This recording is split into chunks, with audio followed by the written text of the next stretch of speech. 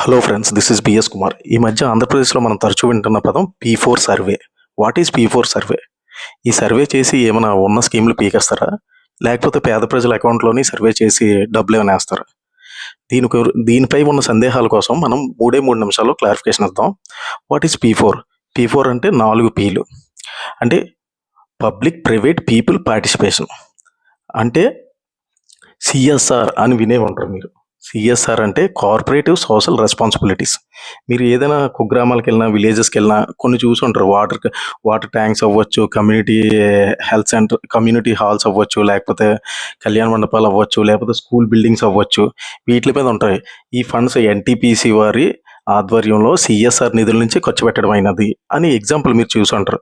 అంటే ఒక వ్యాపారవేత్త ఉన్నాడంటే తన వ్యాపారం చేసి తన సంపాదించే సంపాదనలో 2% అనేది సోషల్ రెస్పాన్సిబిలిటీ కింద మనం ఏ ప్రజల నుంచి అయితే మనం సంపాదించామో వాళ్ళకి తిరిగి ఖర్చు పెట్టడం కొంత సామాజిక బాధ్యత కింద. ఇలాగా డబ్బు వాళ్ళకి వచ్చిన ఆదాయంలో 2% అనేది సోషల్ రెస్పాన్సిబిలిటీ కింద వివిధ డెవలప్మెంట్స్ మీద ఖర్చు పెడుతూ ఉంటారు అనమాట. అదైతే ఎలా ఉందో దీంట్లో కూడా ఇది కూడా ఇంచుమించుగా అలాంటిది అనమాట. ఇందులోనే పబ్లిక్ని, ప్రైవేట్ని, వ్యాపారవేత్తల్ని ఇలాగ వీటిని అన్నింటినీ భాగస్వామ్యం చేస్తూ ఎవరైతే అభివృద్ధిలో అగ్రభాగాన ఉన్నారో, టాప్ 10 అభివృద్ధిలో అగ్రభాగాన ఉన్న టాప్ 10 పర్సన్స్ ఎవరైతే ఉన్నారో అక్కడ అట్టడుగు స్థానంలో 20% అంటే బిలో ప్రావర్టీ లైన్. అంటే వీళ్ళకి ఇల్లు ఉండదు, తినడానికి సరైన తిండి ఉండదు, కట్టుకోవడానికి సరైన బట్ట ఉండదు. ఇలాంటి అట్టడుగు మగ్గిపోతున్న పేదరికంలో మగ్గిపోతున్న పేదల్ని పైకి తీసుకురావడానికే ఉద్దేశించింది ఈ సర్వే అన్నమాట. ఈ ఎవరైతే అట్టడుగున ఉన్న పేదరికంలో మగ్గిపోతున్న పీపుల్ ఉన్నారో వాళ్ళని పైకి తీసుకొచ్చి వాళ్ళకి అంటే డబ్బులు ఇవ్వడం కాదు. అంటే ఎవరైతే మనం ఎగ్జాంపుల్ చాలామంది సంపాదించుంటారు. వాళ్ళకి కొంత పేదలు ఖర్చు పెట్టాలని ఉంటుంది. ఎలాగ అప్రోచ్ అవ్వాలో, ఎలా ఖర్చు పెట్టాలో వాళ్ళకి తెలియదు అనమాట. వీటిలన్నిటికీ మధ్యలోనే ప్రభుత్వం అనేది వీళ్ళకి మధ్య, అంటే పేదలకి ప్లస్ డబ్బున్న వాళ్ళకి మధ్య ఒక మీడియేటర్గా ఉంటుంది అనమాట. అంటే మానిటరింగ్ చేస్తూ ఉంటుంది.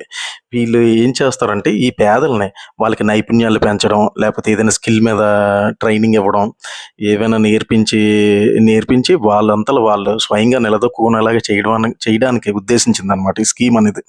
దీనివల్ల ఏంటంటే దాదాపుగా 20 లక్షల కుటుంబాలని పేదరికం నుంచి బయటపడేయడమే ప్రభుత్వం యొక్క ధ్యేయం. 2047కి అభివృద్ధి చెందిన రాష్ట్రంగా ఉండాలంటే పేదరికం లేని రాష్ట్రంగా నిలబడాలనే ఉద్దేశంలో భాగంగా ఈ స్కీమ్ స్టార్ట్ చేశారనమాట. ఇది ఏంటంటే సోషల్ రెస్పాన్సిబిలిటీ. అంటే మనం సంపాదించిన సంపాదనలోనే మనం కొంత సమాజానికి తిరిగి ఖర్చు పెట్టాలి.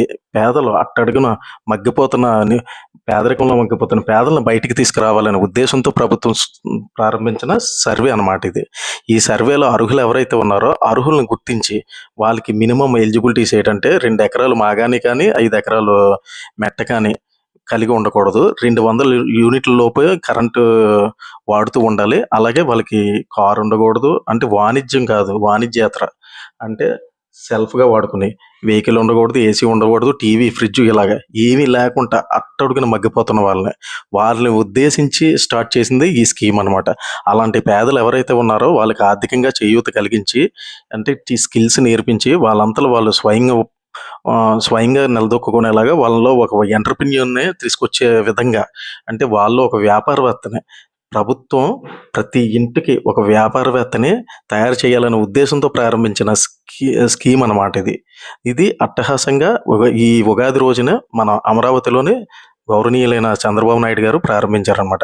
ఇది ఫ్రెండ్స్ ఈ స్కీమ్ యొక్క ఉద్దేశం. ఇది నచ్చితే లైక్ చేయండి, షేర్ చేయండి. Okay friends, bye.